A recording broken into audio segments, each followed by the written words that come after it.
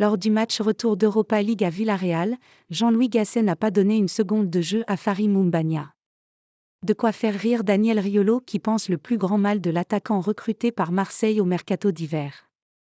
Je fais remarquer qu'on n'a pas vu Moumbagna, on m'avait dit que c'était lui le remplaçant d'Aubameyang. Ça veut donc dire qu'il n'est pas assez bon pour être numéro 2, j'ai peur que les échos qu'on avait relayés soient vrais, sur un gros match, il n'a même pas joué un peu, ça doit être une flèche. Au lendemain de la défaite de l'Olympique de Marseille en Europa League, Daniel Riolo avait vidé son sac dans l'after, le journaliste de RMC criant à l'imposture concernant Fary Moumbagna, l'attaquant international camerounais arrivé de Norvège lors du mercato d'hiver pour 8 millions d'euros. On le sait, le joueur de l'OM avait répondu de manière très virulente à une première charge de notre confrère, et ce dernier ne l'a évidemment pas raté en voyant que Moumbagna n'avait pas joué contre Villarreal.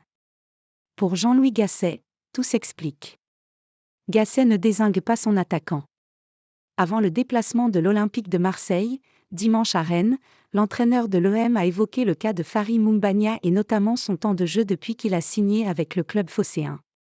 Même s'il a déjà marqué 2 buts en Ligue 1, contre Metz et Clermont, l'attaquant de 23 ans doit encore patienter, et Jean-Louis Gasset de préciser pourquoi il ne l'avait pas utilisé jeudi dernier à Villarreal.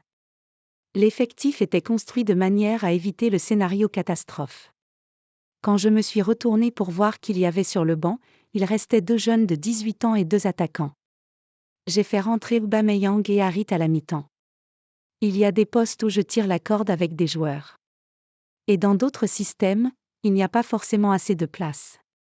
Moumbagna rentre quand il peut comme face à Clermont où il a marqué.